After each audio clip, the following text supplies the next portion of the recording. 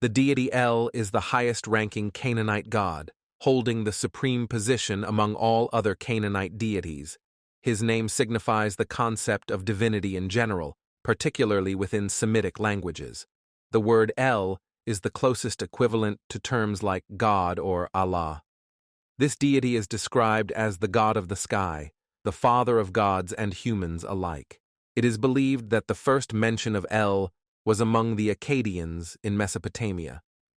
When they inherited Sumerian religion, they encountered a great Sumerian god named An, the sky god, whose name was written with the general divine symbol pronounced as Dingir in Sumerian and as Ilu in Akkadian. This referred to the sky god An and the concept of divinity in general. If El is considered the Semitic counterpart of the Sumerian god An, then he also corresponds closely to the Babylonian god Anu.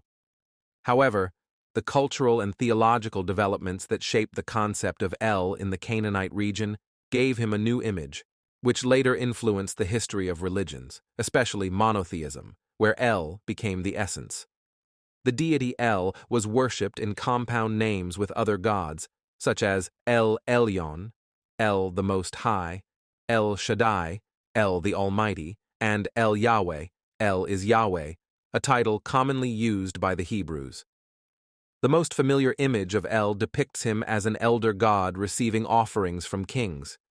His name also appears in the names of individuals and rulers, such as Michael, Israel, and Ishmael. In Ugaritic mythology, El is portrayed as the highest deity and the creator of the universe, gods, and humans.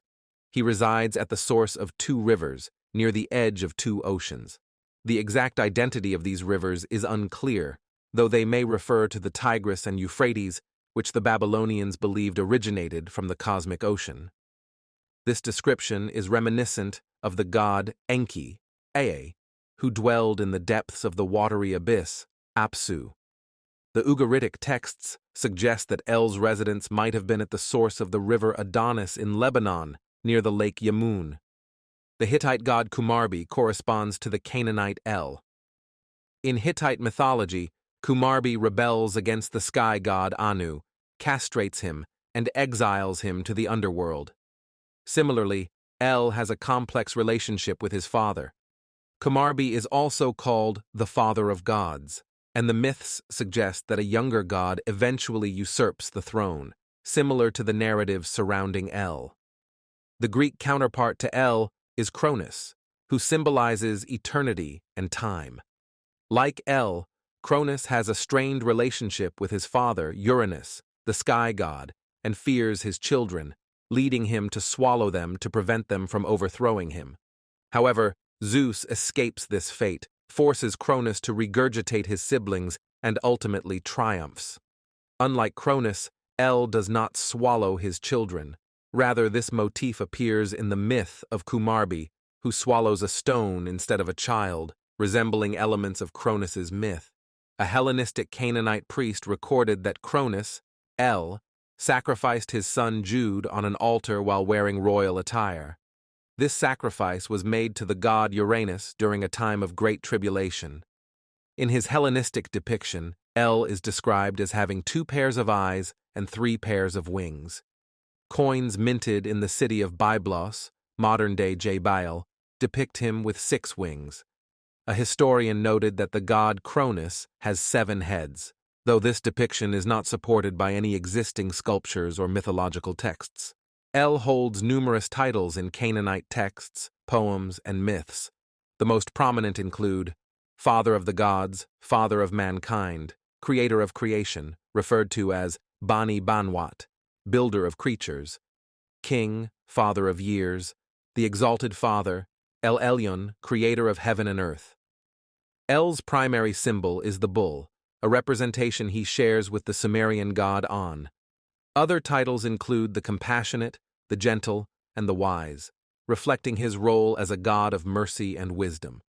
In Ugaritic texts, he is also called El Gorshan, meaning god of the mountain, emphasizing his association with high places. The mythology of El is rich and varied. One prominent myth concerns his birth and his rebellion against his father. Shamem, the sky god, had numerous wives and countless offspring. He abandoned his wife, the earth goddess Adama, and repeatedly attempted to kill her children. However, his eldest son, El, grew up and, with the help of Thoth, the god of wisdom and writing, waged fierce battles against his father. El eventually defeated Shamem, capturing and imprisoning him in the depths of the abyss. After this victory, El began a new era by constructing his first city, Byblos, in Phoenicia. He declared himself the Lord of Lords and ruled as the supreme god. Another myth describes Shamem sending his daughters, Astarte and her sister Rhea, also called Dian or Semiramis, to seduce El. However, he married them instead.